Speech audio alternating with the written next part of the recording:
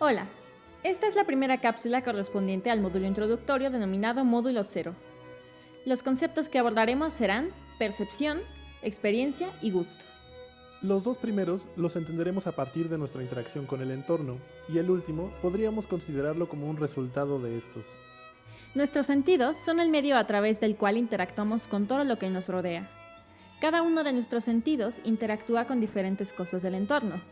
Los colores, los olores, los sonidos, las texturas, los sabores.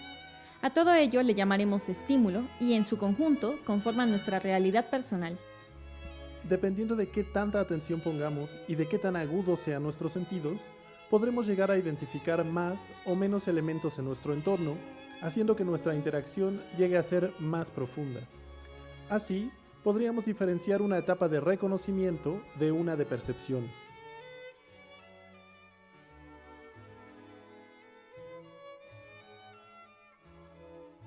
Cuando nos percatamos de la existencia de lo que se encuentra a nuestro alrededor, estamos reconociéndolo. Podemos nombrarlo, identificarlo y describirlo de forma simple. Por ejemplo, podemos reconocer en el ambiente sonidos de fondo, como los ruidos de los autos en la calle, los pájaros o el murmullo de la gente. Sabemos que están ahí. También reconocemos por los niveles de luz en qué momento del día nos encontramos.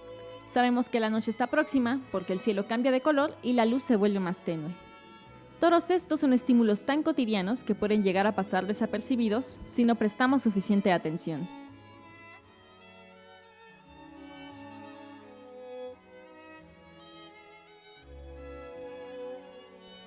Cuando nos damos cuenta de la presencia de un estímulo, si prestamos más atención, podemos comenzar a identificar características suyas, la textura de una prenda, los diferentes sabores presentes en una comida, las facciones de los rostros, entre muchos otros.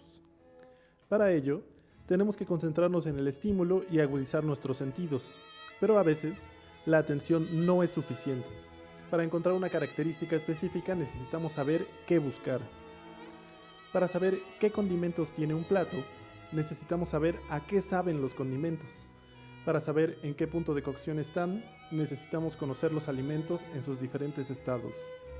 Necesitamos información. Entre más información tengamos, mayor será la capacidad de percepción que podemos desarrollar respecto a nuestro entorno. Así, tenemos que para llevar a cabo un proceso de percepción necesitamos cumplir con 3 condiciones. La primera, prestar una mayor atención al estímulo. Imaginemos, por ejemplo, que hay un estudiante del idioma inglés sentado en un café reconociendo los sonidos del ambiente. De pronto, escucha a alguien que parece estar hablando por teléfono en inglés y decide escuchar con cuidado. 2. Sumar una intención a nuestro proceso de reconocimiento.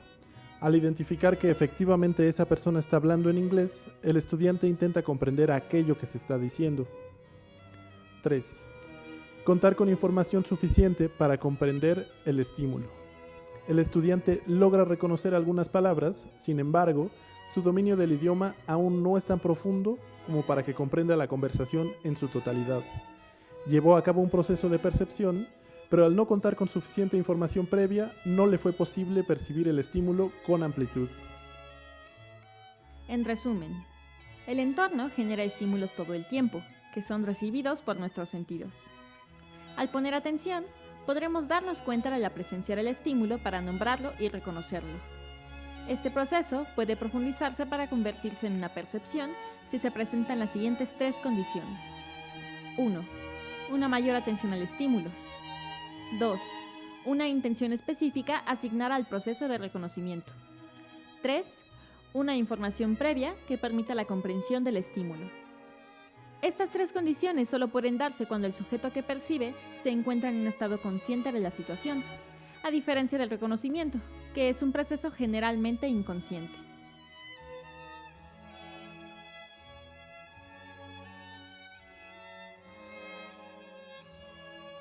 Al igual que con el proceso de percepción, para la experiencia se necesita un estado consciente de la situación, es decir, nuestra mente y nuestros sentidos deben estar puestos en el mismo punto, estar concentrados en tiempo presente.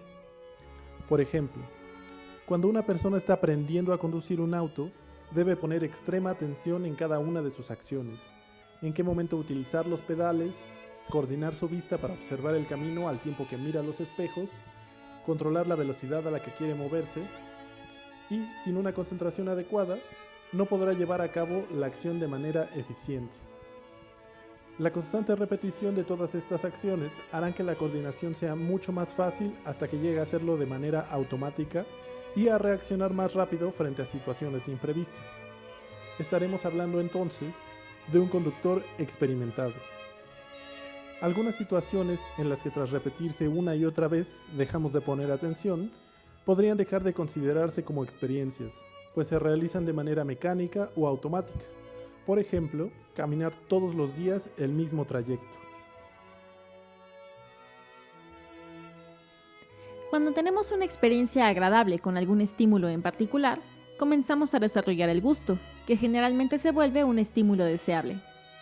Nuestro agrado o molestia con ciertos estímulos dependerá de muchas cosas, comenzando por las circunstancias en las que ese estímulo se presenta. Por ejemplo, el estado anímico en el que nos encontremos o las experiencias previas que asociemos con tal estímulo, incluso el nivel de atención que pongamos en ese momento.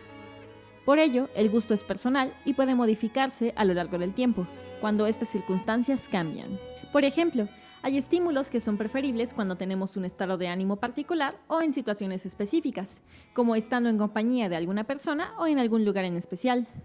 También, tras vivir distintas experiencias o al exponernos frecuentemente a ciertos estímulos, podríamos llegar a encontrar como placentero algo que antes era molesto o viceversa.